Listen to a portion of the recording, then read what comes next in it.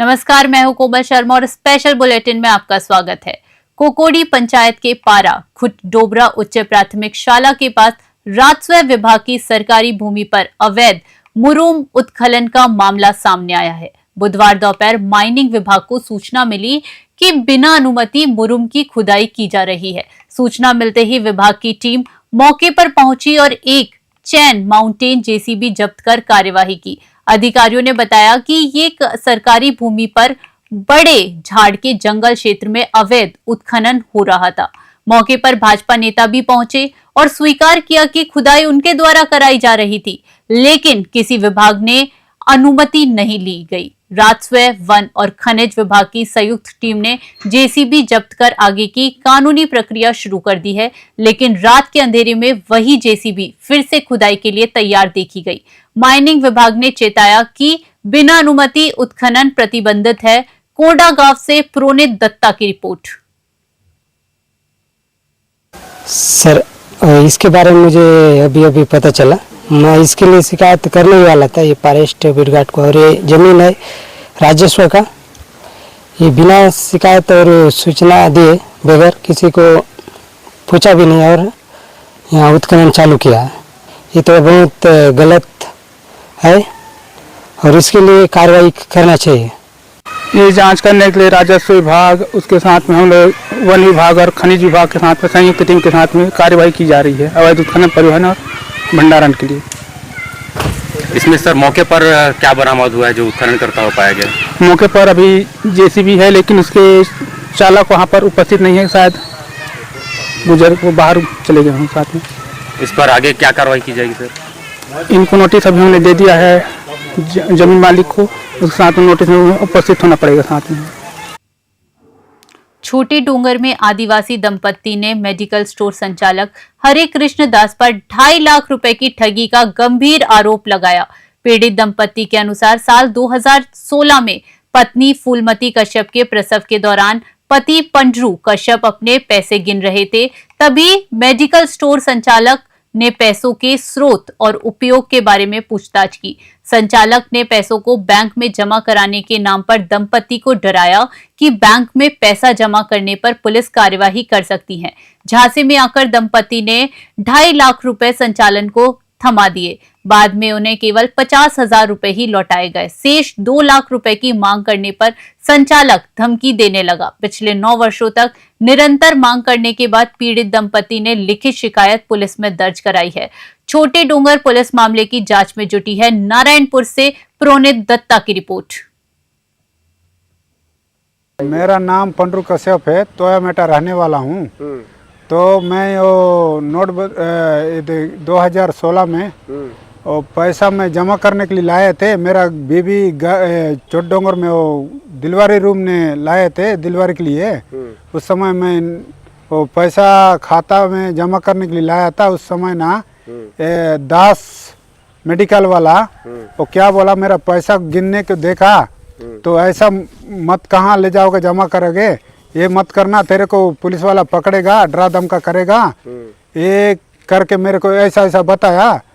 तो मेरा खाता में दे देना, मैं मेरा खाता में जमा कर देंगे, मेरा दुकान है, तेरे को जरूरत होगा तो मैं दे दूंगा, जितना समय आएगा उतना समय दूंगा बोल के बताया। इसलिए मैं सही मामा मामा बोल के बताया, तब मैं दे दिया। कितना पैसा था? मेरा 2-2.5 लाख है, 2.5 लाख दे दिया, तो बाकी बचाया।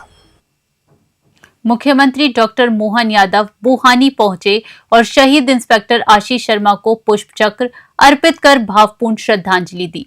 उन्होंने परिजनों से मुलाकात कर कहा कि इस दुख की घड़ी में संपूर्ण मध्य प्रदेश उनके साथ खड़ा है। मुख्यमंत्री ने शहीद के छोटे भाई को इंस्पेक्टर की नौकरी देने, श्रद्धांजलि स्थल को पार्क और स्टेडियम के रूप में विकसित करने और परिवार को 1 करोड़ रुपए की सहायता राशि देने की घोषणा की।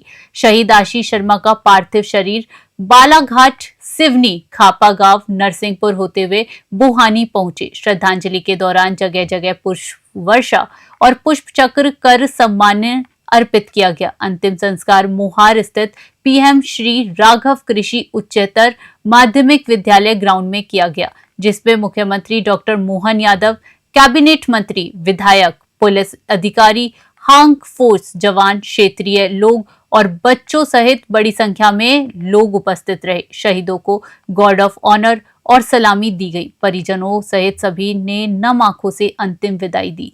नरसिंहपुर से रजनीश कुमार की रिपोर्ट। आशीष शर्मा जी का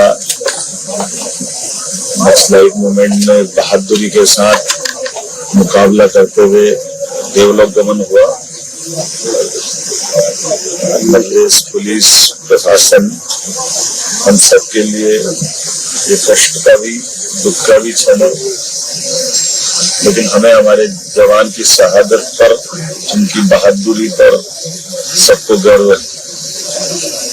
और प्रारंभ से ही आशीष अपनी जाबाजी के लिए जाने जाते थे। मूलतः सिपाही से भर्ती होकर के प्रतिभावान होने के कारण से अगली बार सब इंस्पेक्टर के रूप में भर्ती हुए और एक बार में दो बार राष्ट्रपति पुरस्कार अपनी बहादुरी के आधार पर मिला। बीते हुए समय मैं खुद ही बालाघाट में जाकर के जब जवानों ने अपनी वीरता के कारनामों के आधार पर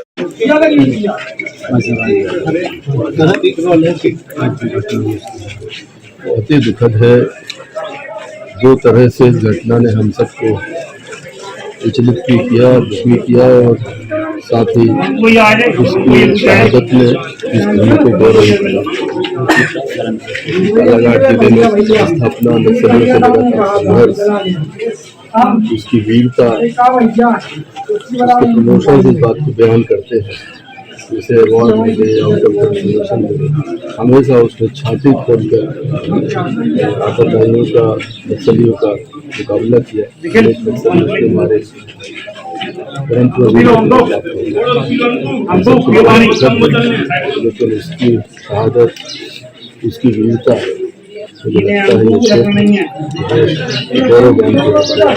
भाई साहब, आप यहाँ का नाम लग रही है। कांग्रेस पार्टी की सभी हम लोग और एक इस प्रदेश की ओर से श्रद्धांजलि कार्यकर्ताओं की ओर से हम लोग पहुंचे और मैं इतना ही कहना चाहता हूं कि ये शहादत निश्चित तौर से एक हर युवा के लिए प्रेरणादायक होना चाहिए कि जो हमारे समाज, हमारे प्रदेश, हमारे देश की सेवाओं के लिए लड़ते हैं और शहीद हो जाते हैं। भगवान करे इस प्रकार की किसी का गमी ना घटना ना घटे और यही कहना चाहता हूँ कि पूरे उस परिवार को शक्ति प्रदान करे ईश्वर। आसानी इस दुख को कैसे मैं समझ सकता हूँ कि उनके परिवार में किस प्रकार से बीत रही, लेकिन पूरे हम लोग, पूरा परिवार के सभी साथी, आपके गांव के लोग, हमारे प्रदेश के लोग उस परिवार के साथ हैं। और निश्चित तौर से जो अराजकता करेगा, कोई हमला करेगा, कोई घटनाएं होगी तो सेनाएं हमेशा उम्मीद और जवाब देती है और हमेशा देती रहेगी। हमारे मध्य प्रदेश के एक बेटे ने देश की रक्षा के लिए अपनी शहादत दी है। पूरा प्रदेश गमगीन है, पूरा प्रदेश श्रद्धा सुमन अर्पित करता है। पूरे प्रदेश को उस पिता पर फक्र है जिसने ऐसा सपूत पैदा किया। आज पूरी कांग्रेस पार्टी, पूरा प्रदेश, पूरा देश उनके चरणों में श्रद्धा सुमन, स्वर्गीय आशीष जी के चरणों में, शहीद आशीष के चरणों में श्रद्धा सुमन अर्पित करता है। मुख्यमंत्री के निर्देश पर अवैध मादक पदार्थ तस्करी और नशे के विरुद्ध चलाए जा रहे प्रदेश व्यापी विशेष अभियान के तहत पुलिस अधीक्षक अंकित जायसवाल और जावद थाना प्रभारी जितेंद्र वर्मा के नेतृत्व में चौकी प्रभारी नया गांव मंगल सिंह राठौड़ की टीम ने बड़ी सफलता हासिल की। नीमच निमाहेरा 4 लेन हाईवे के रेलवे फाटक के पास नाकाबंदी के दौरान पुलिस ने एक मारुति सुजुकी स्विफ्ट कार को रोकने का प्रयास किया।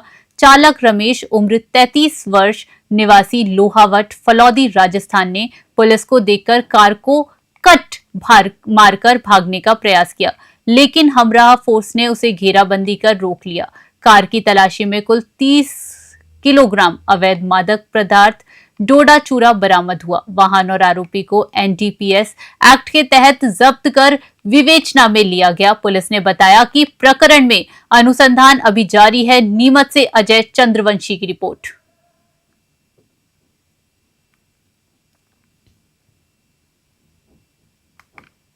युवा कार्यक्रम एवं खेल मंत्रालय और नेहरू युवा केंद्र के सहयोग से जिला प्रशासन ने गुरुवार को भव्य यूनिटी मार्च आयोजित किया। सांसद अनीता नागर सिंह चौहान ने हरी झंडी दिखाकर मार्च को रवाना किया।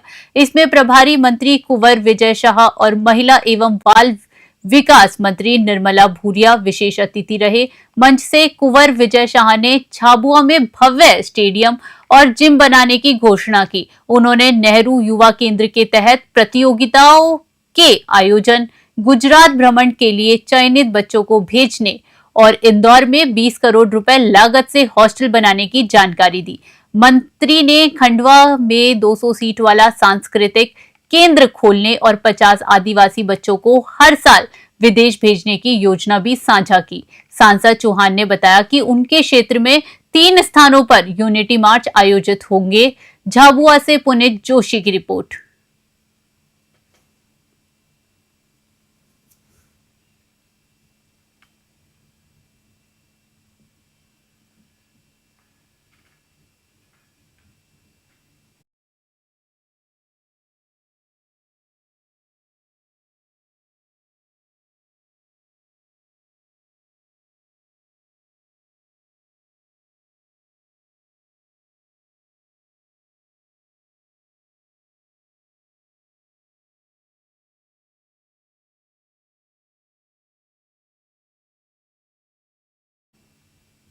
कालाहांडी जिले के जूनागढ़ में कुरुगुड़ा में 16वीं सरगीफुल जिला सूर्या शिशु महोत्सव मनाया गया। महोत्सव में जिला विज्ञान प्रदर्शनी और जिला वॉलीबॉल प्रतियोगिता का उद्घाटन किया गया। इसमें 51 विद्यालयों के लगभग 950 छात्र और 200 शिक्षक शामिल हुए। मुख्य अतिथि के रूप में प्रकाया अग्रवाल और तन्मय दरबान उपस्थित रहे, जबकि अन्य गणमान्य अतिथि श्री कैलाश चंद्र महाराणा, श्री राधाकांत छन्नी, श्री विवेकानंद महानंद, श्री देबाशीष कर और तहसीलदार श्री बेरूपस नंद उपस्थित थे। वॉलीबॉल प्रतियोगिता में लड़कियों में बनी पंगा girls Gopalpur higher secondary school ने और लड़कों में गोपालपुर हायर सेकेंडरी स्कूल ने जीत हासिल की। नृत्य प्रतियोगिता में फर्स्ट फंदा आश्रम school, second Madhopur girls HS और थर्ड अन्वेषा हॉस्टल भवानी पटना रहे।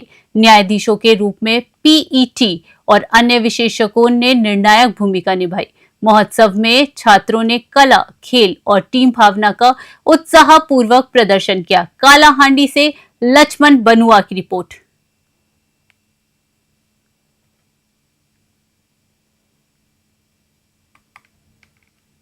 जिले में अपराधियों के हौसले बुलंद है।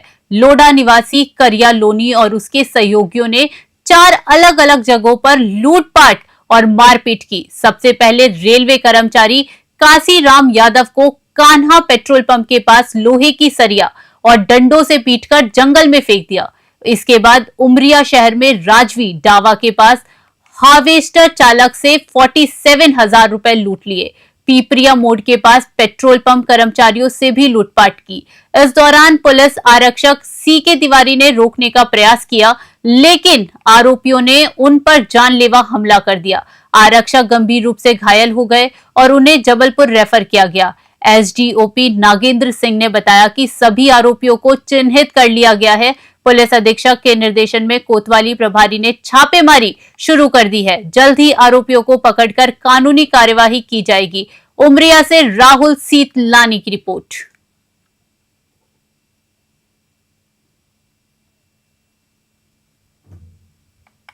जिले के नालछा नगर की प्राचीन टैलेंट टेकरी पर 26 नवंबर से 4 दिसंबर तक 9 दिवसीय शिव शक्ति महायज्ञ आयोजित किया जाएगा।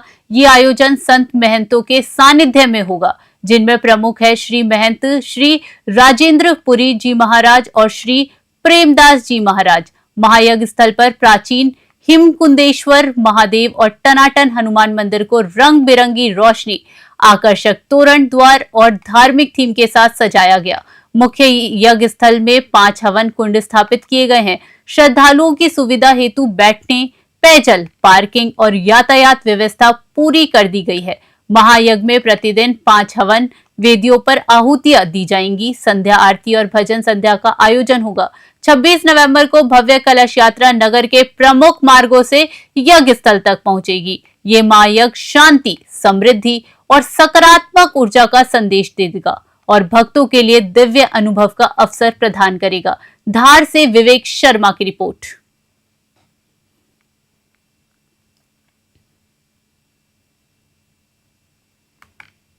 प्रभारी मंत्री कुंवर विजय शाह की मुलाकात एक 65 वर्षीय महिला पुष्पा राव से हुई, जो पोस्ट मैट्रिक छात्रावास झाबुआ में रसोइयन के पद से 2023 में सेवानिवृत्त हुई है।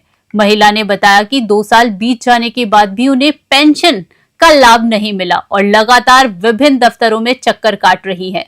महिला की व्यथा सुनकर मंत्री शाह ने तुरंत कलेक्टर को निर्देश दिए कि इस मामले में त्वरित सहायता की जाए और पेंशन का भुगतान सुनिश्चित किया जाए। इसके अलावा महिला की बेटी पूजा को कार्य देने के भी निर्देश मंत्री ने जारी किए। इस पहल से झाबुआ में सरकारी कर्मचारियों और सेवानिवृत्त कर्मचारियों के प्रति प्रशासन की संवेदनशीलता का संदेश गया। मंत्री ने आश्वासन दिया कि ऐसे मामलों का त्वरित निपटारा प्राथमिकता से किया जाएगा ताकि नागरिकों को परेशानियों का सामना न करना पड़े। झाबुआ से पुनीत जोशी की रिपोर्ट।